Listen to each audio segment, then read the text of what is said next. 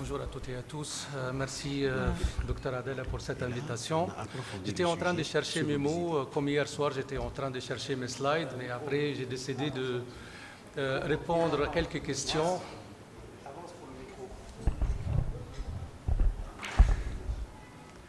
Donc, avec Dr Kaïzo, on a décidé, car aujourd'hui, je vois qu'il y a beaucoup de jargon d'oncologie qui a commencé à être utilisé. Je vois aussi que l'arsenal thérapeutique de la prise en charge de l'obésité, il devient aussi riche et on peut combiner aussi bien la chirurgie avec le traitement médical. Dr Kaïzo, il était en train de parler de l'RCP, c'est quelque chose qu'on connaît en oncologie. On a parlé aussi des études cliniques et des essais.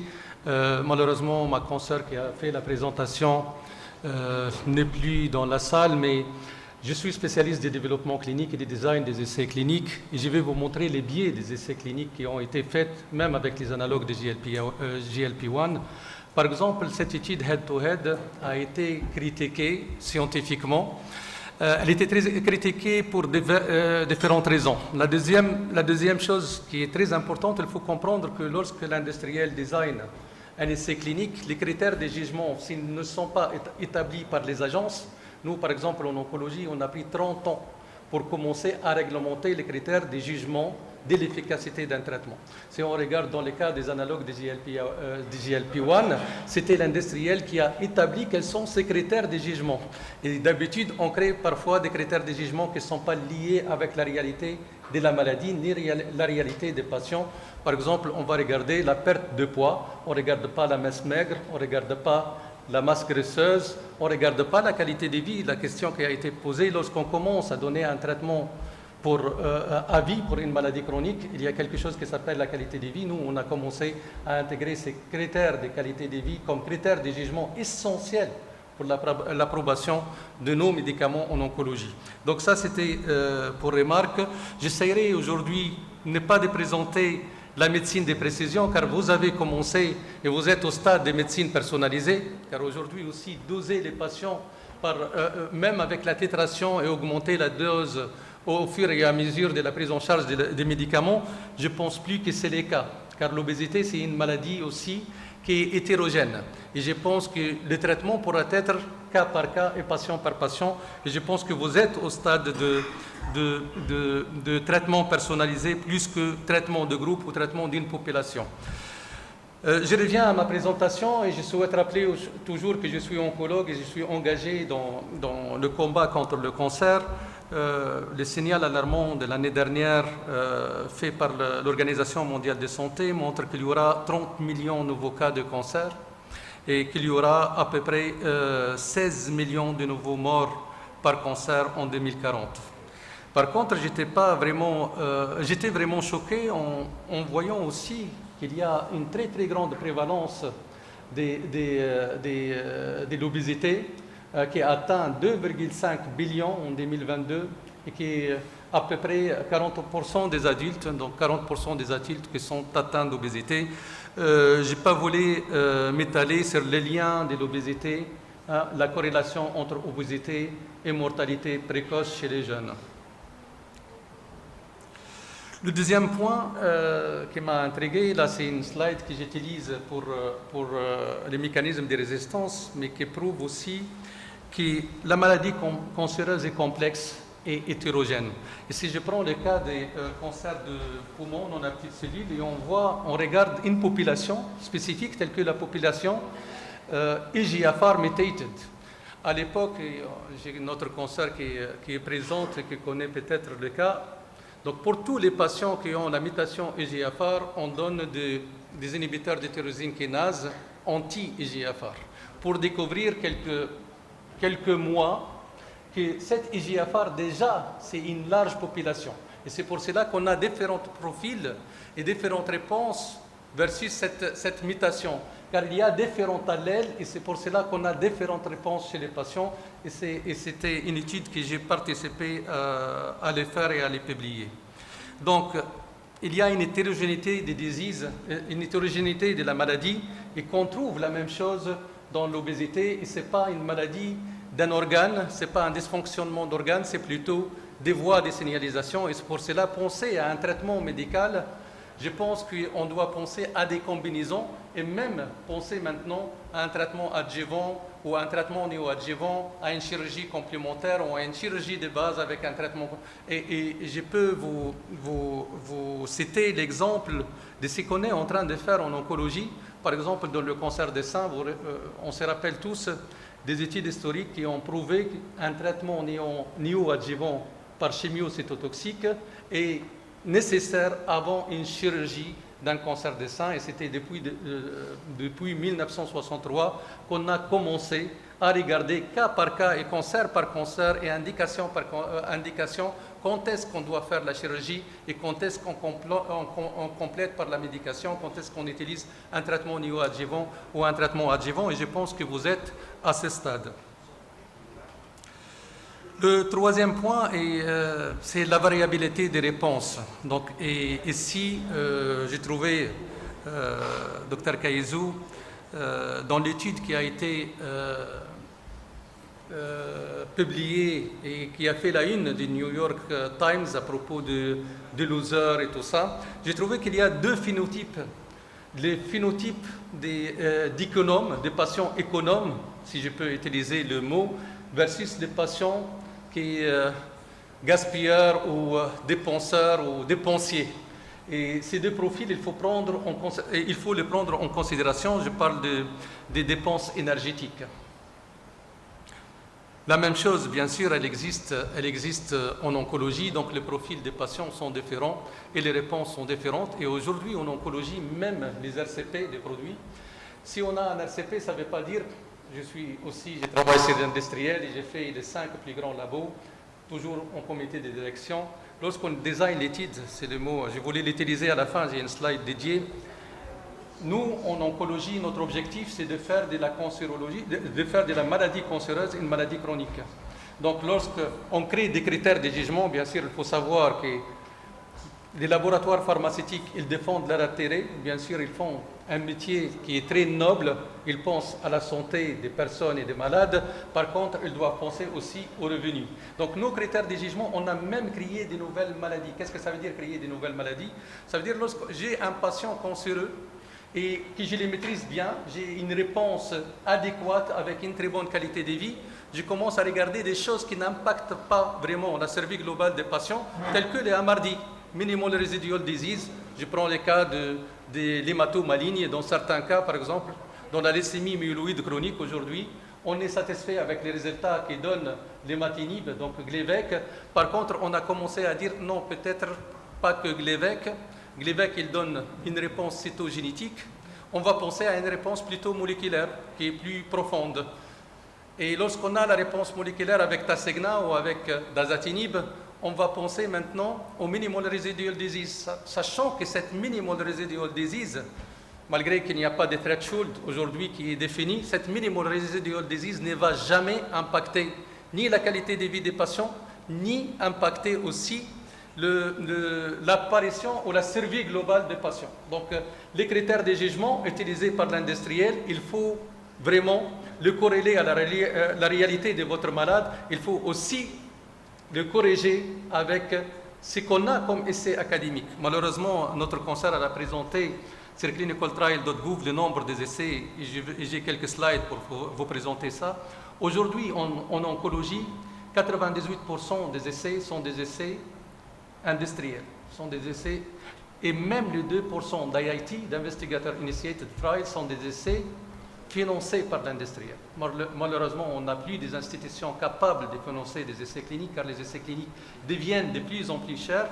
Et deuxièmement, on n'a plus le temps, comme académique, de designer des essais. Et si on fait des IIT, ça veut dire que l'industriel, il est venu dans le cadre de son programme de développement, qui n'est pas capable de lancer une étude head-to-head, par exemple, c'est l'étude qui a été présentée par notre concert, il les donne. Et par éthique aussi de l'industrie pharma, ils ne font pas des études head-to-head, donc il le donne, il fait les designs, il les donne à un investigateur académique pour diriger l'étude seulement, mais les designs, tout, et même les messages clés, ils étaient préétablis par l'industriel, et c'est pour cela qu'il faut faire attention. Il faut faire attention en regardant les résultats des essais cliniques et surtout les critères de jugement.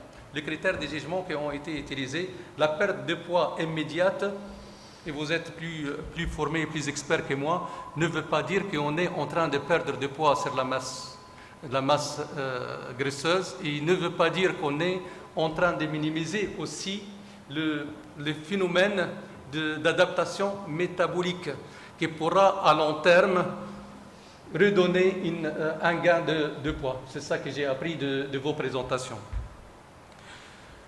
Donc, c'était pour vous dire qu'il y a aussi une diversité intergroupe, mais aussi une diversité de réponses, et surtout la réponse métabolique qui dépend d'une personne à l'autre. Bon, ça c'était, je pense, l'histoire qu'on a discutée hier, Dr Kaizou, à propos de cette étude qui montre encore la supériorité de la chirurgie bariatrique versus des traitements médicaux, mais aussi qui montre qu'il y a vraiment la nécessité de penser un traitement personnalisé pour les patients et non pas un traitement, un standard of care pour tout le monde. Si je regarde maintenant l'évolution des traitements médicamenteux en oncologie, certes on a fait une évolution énorme, par contre on n'a pas réussi à sortir des médicaments empiriques jusqu'à l'année 2000. L'année 2000 a marqué l'apparition de la première thérapie ciblée, et malheureusement, depuis l'année 2000, au lieu de se focaliser sur la qualité de vie et surtout impacter la survie globale des patients, on a eu ce scénario de passage d'un désert à une forêt où on a des choix thérapeutiques énormes. On a commencé à préparer de MeToo. Ça veut dire qu'on a un inhibiteur de tyrosine kinase qui est efficace sur un cancer de poumon non actif de cellules tel que, par exemple, l'osimertinib. On va penser à Tyverb, on va penser à d'autres, et toujours, on va créer des critères de jugement, une réponse plus profonde, une réponse en termes de progression free survival, au lieu d'une réponse en termes de survie globale, par exemple. Et c'est pour cela que j'attire votre attention à ce point et de faire attention au nombre de molécules qui vont sortir en analogue des GLP-1, par exemple, et faire attention à votre choix de la molécule.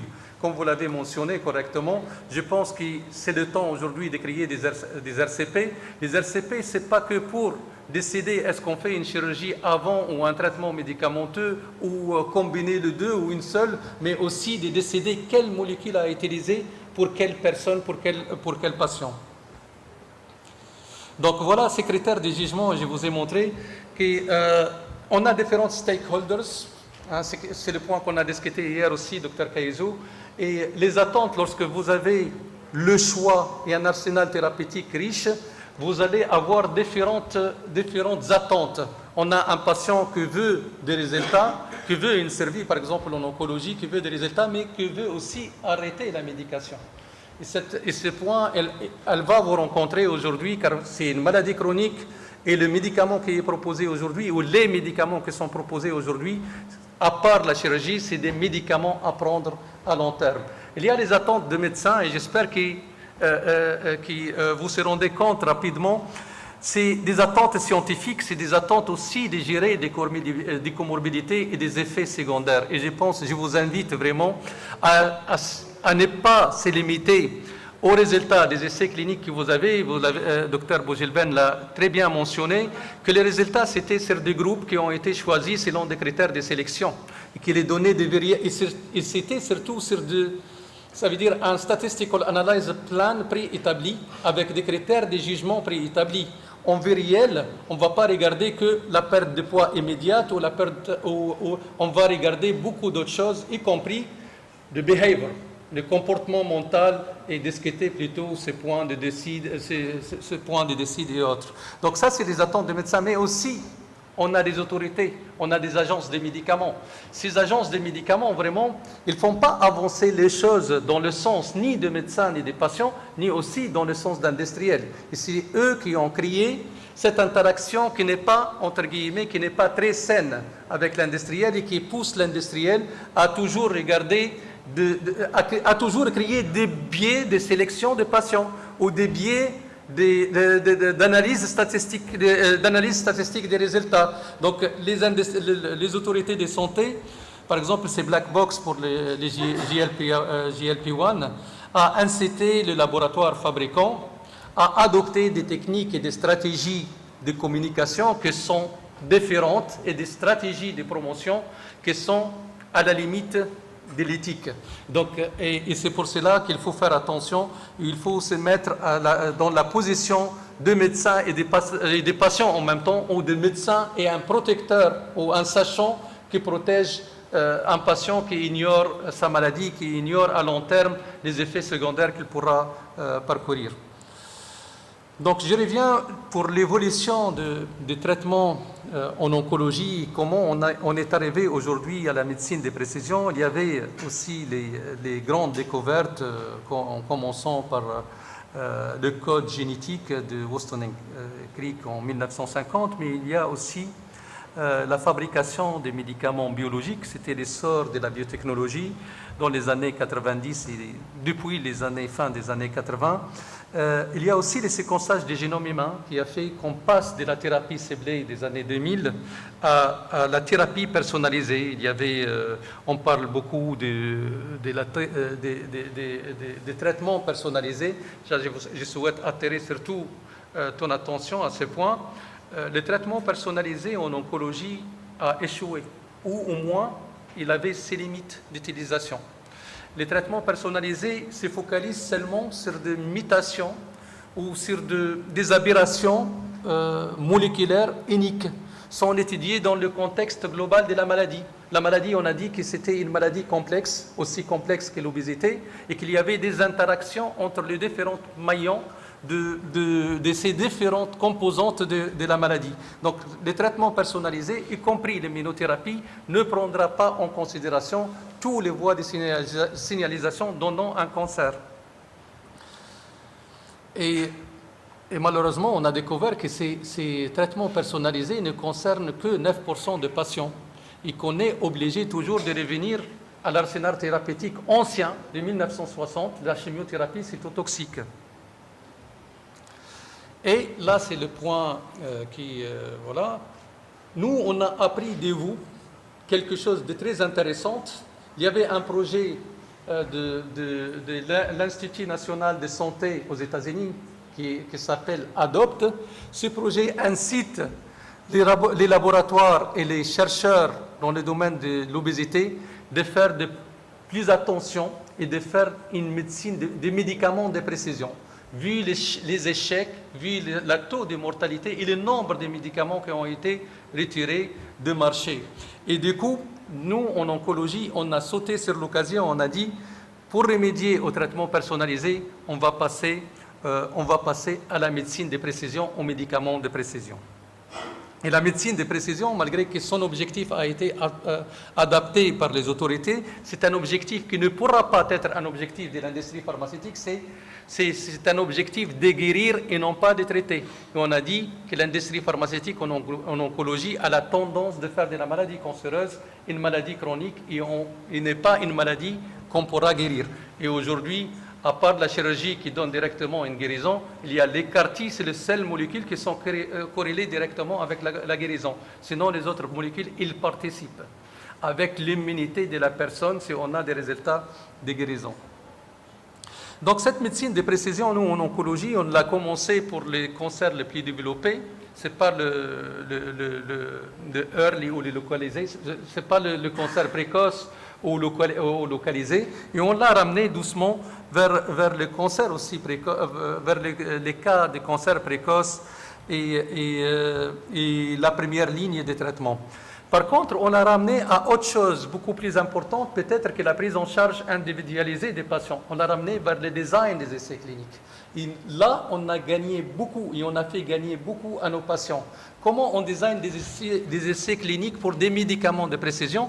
On ne design pas les essais sur la base de phase 1, phase 2 et phase 3. C'est First in Humans jusqu'à l'Accelerated Registration. Donc, pourquoi? Premièrement, notre collègue Dr Boujelben a évoqué le problème de l'accès au traitement. le coût de traitement, malgré que le coût de 300 € par mois ne se compare pas à ce que le patient en oncologie pourra payer. Je peux vous donner l'exemple de CAR-T qui coûte 249 000 € pour une cure. La moyenne de prise en charge d'un patient cancéreux, 340 000 € par an. C'est ça la moyenne qu'on a en France, par exemple. Donc, on ne compare pas. Et ces designs, c'est parmi les choses qui peuvent baisser la pharmacoéconomie. Pourquoi? Car on ne va pas perdre beaucoup de temps dans les différentes phases et on ne va pas dépenser beaucoup d'argent dans les essais cliniques. Donc, l'autre chose, le design des essais cliniques anciennes a fait qu'on a retardé le développement de la prise en charge, le développement des moyens de la prise en charge. Ça veut dire, par exemple, la découverte des inhibiteurs de tyrosine kinase, il a commencé par l'histoire de la phosphorylation de la protéine en 1900, jusqu'à ce qu'on a approuvé le premier médicament en 2001, sachant que toutes les sciences fondamentales, toute la physiopathologie aussi de la maladie ont été établies un siècle avant. Donc, et là, c'est aussi, je pense que vous pouvez utiliser ces designs, et j'ai regardé aussi les nouveaux essais que vous avez en obésité, elles utilisent la même chose. Et c'est un point fort peut-être pour votre panafricain, hein, car moi aussi je soutiens votre idée de créer, de fédérer les pays africains autour d'un projet scientifique, bien sûr. Donc,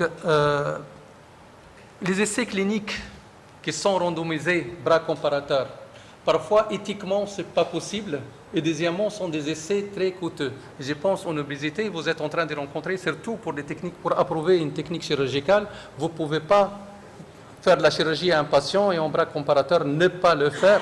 Donc, et c'est pour cela, il y avait ces designs de monoarmes, des études simples bras, tout en ramenant un bras comparateur externe. Et c'est commencé à être accepté par les autorités de santé, et c'est commencé à être la règle. La plupart des médicaments qui ont été approuvés dernièrement, j'ai vu 99% des médicaments approuvés depuis 2020, c'est approuvé sur la base des essais cliniques Accelerated Approval, donc des essais cliniques single arm.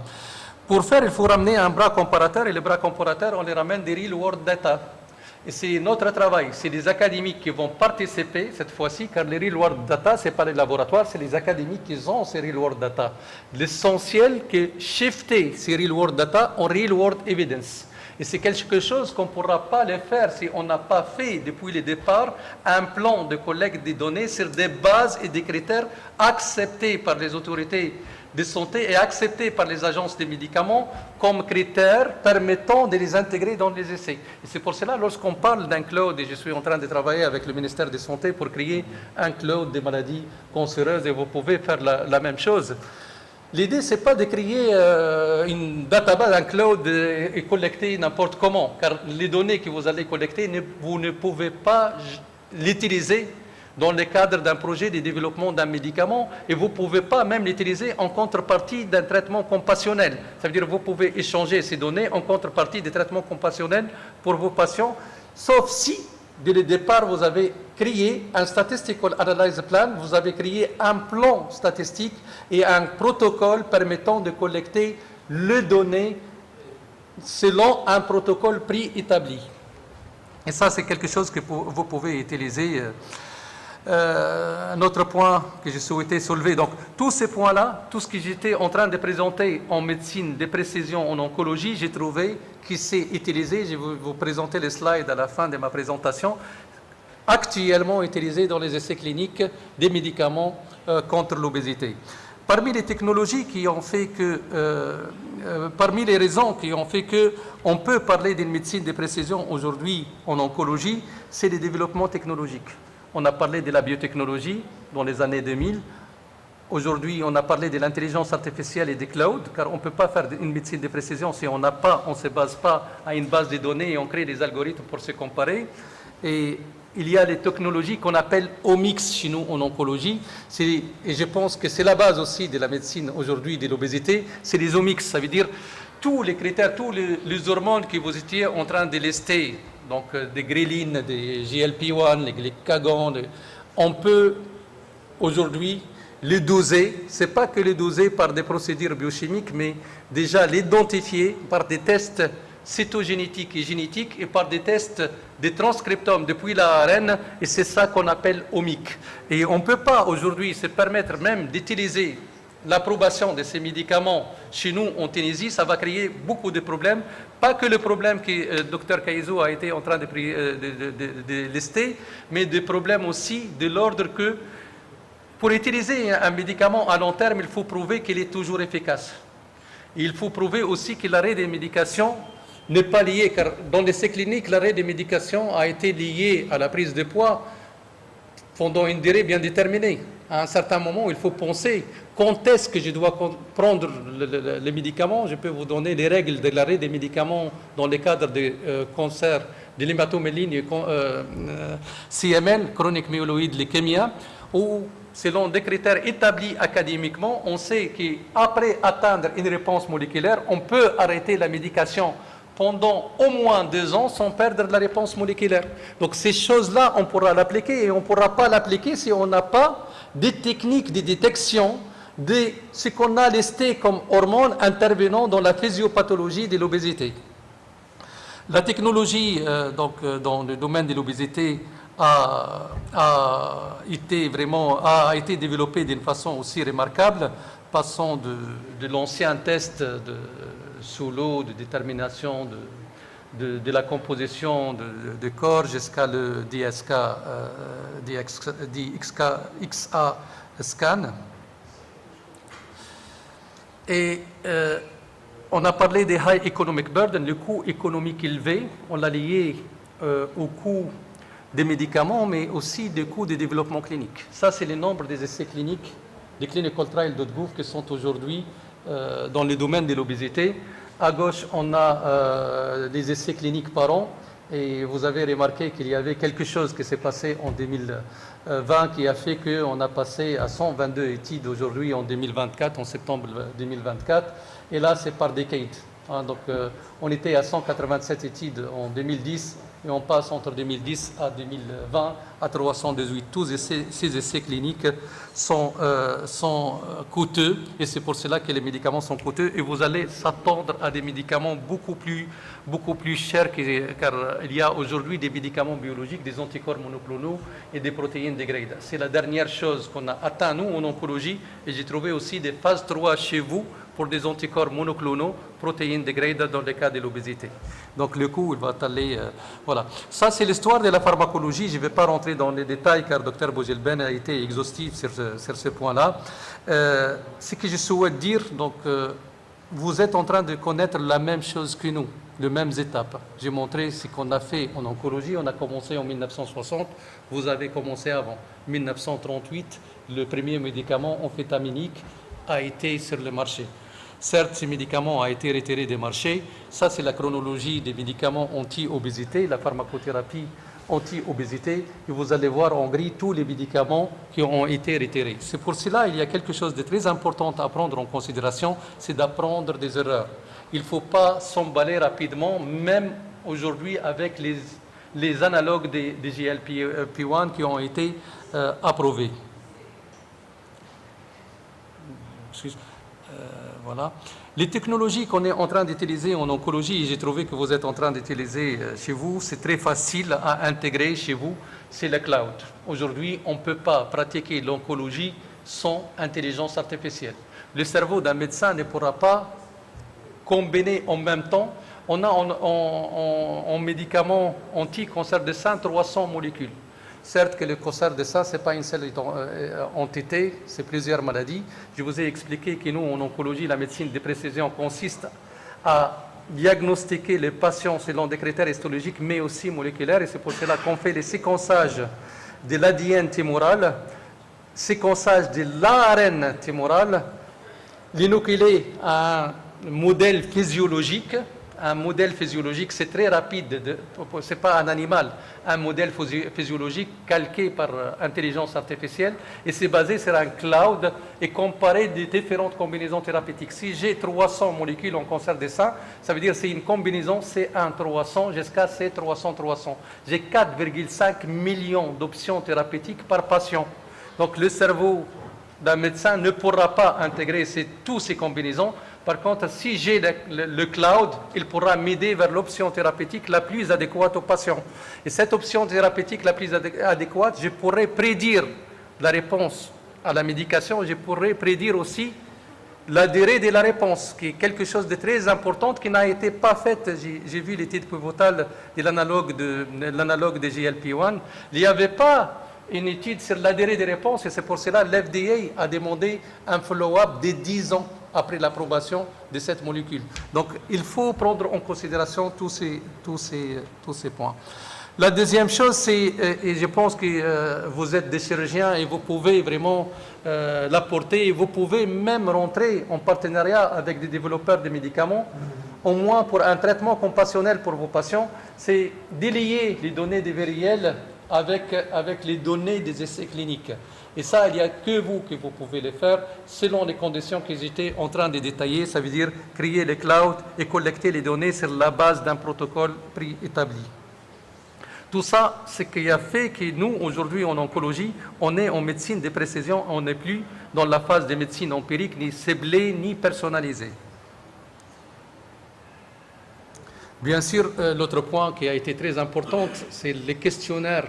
Donc, c'est les rapports des patients eux-mêmes, c'est des Patients Reporting Outcomes. Ça, c'est très, très important. Et j'ai remarqué que dans tous les essais aujourd'hui des médicaments contre l'obésité, il n'est pas pris en considération. Je salue votre initiative de faire ces Patient Reporting Outcomes dans votre service. Et c'est quelque chose de très, très, très facile à intégrer. Et c'est quelque chose qui va avoir d'impact sur l'approbation de médicaments futurs dans l'obésité. Donc ça, c'est les multi-omics. Donc ça, je pense que c'est la base aujourd'hui. On va commencer à utiliser des médicaments à long terme, utiliser des médicaments pour des périodes très longues. On doit avoir une unité de multi-omics dans nos services hospitaliers.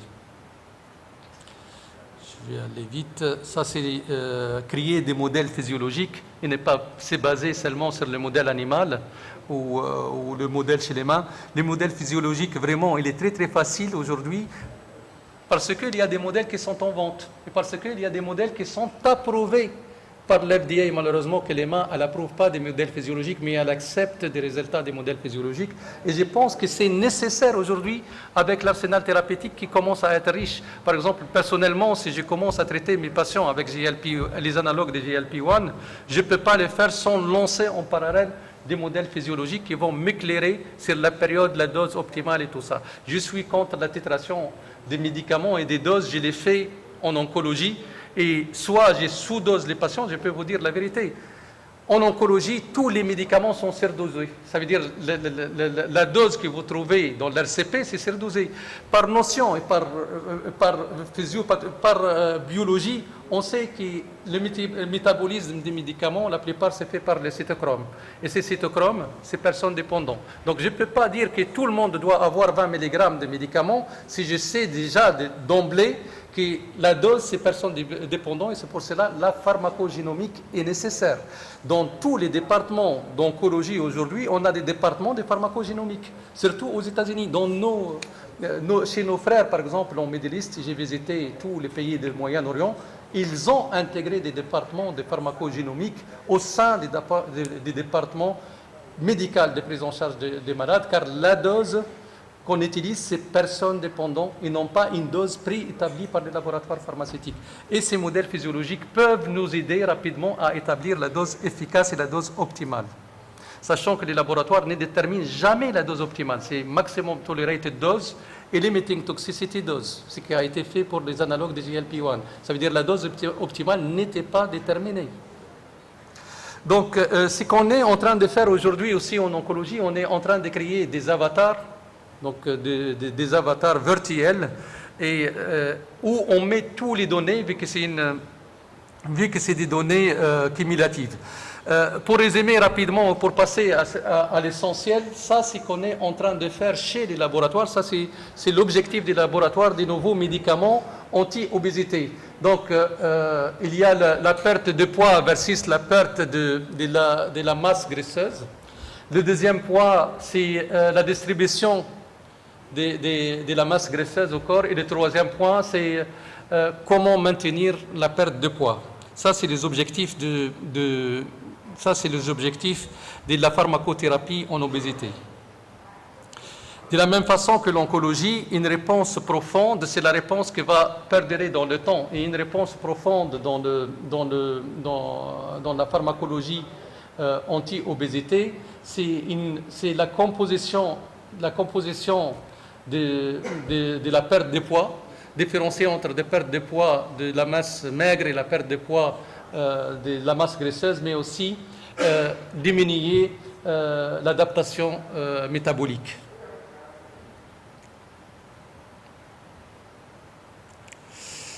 Donc ça, c'est aussi des objectifs académiques et non pas des laboratoires. Ça veut dire il faut penser au-delà de la perte de poids, penser à cibler les dépenses d'énergie, l'oxydation des gras et préserver la masse maigre tout en pensant à maintenir la perte de poids. Ça, c'est les molécules qui sont en développement. Ça, c'est l'avenir des médicaments anti-obésité. J'ai trouvé que c'est de la même façon. L'avenir, c'est pour ce qu'on appelle les protéines dégradées, les anticorps monoclonaux bispécifiques et les protéines dégradées. Ça veut dire, au lieu de créer un analogue de structure, je vais dégrader la molécule qui est en surexpression pour garder... et ça... c'est son effet indésirable. Je suis en phase 2 en oncologie, mais j'ai trouvé qu'il y a des phases 3 même en obésité, et tout ça va aussi flamber les prix de ces médicaments. Les anticorps monoclonaux, il ne faut pas espérer moins de 3 000 € pour une cure. Donc pour vous, ça sera peut-être très très cher. Il faut déjà intégrer l'académique dans les développements, sinon si c'est laissé entre les mains des laboratoires, ça ne pourra pas être moins cher que ça. Quelque chose avec lequel je souhaite terminer. J'ai un collègue qui travaille avec moi, pas dans mon département, mais je pense que vous les connaissez, c'est le professeur Ravesson. C'est parmi les professeurs qui ont ramené le plus des recherches translationnelles et le plus de médicaments dans votre domaine, donc dans l'obésité. Et il m'a envoyé cette slide hier soir pour me montrer que c'est depuis 1998, il était en train de convaincre Lilly sur le paradigme de maintenir la perte de poids. C'est la dernière slide. Donc, le paradigme de maintenir la perte de poids, et Lilly, ils n'étaient pas intéressés. On a attendu jusqu'à 2018 qu'il quitte, qu'il devienne retraité pour publier cet article en 2018, que normalement les médicaments doivent étudier. Ce n'est pas que la perte de poids, mais maintenir cette perte de poids. Et je termine avec ces slides si vous avez des questions.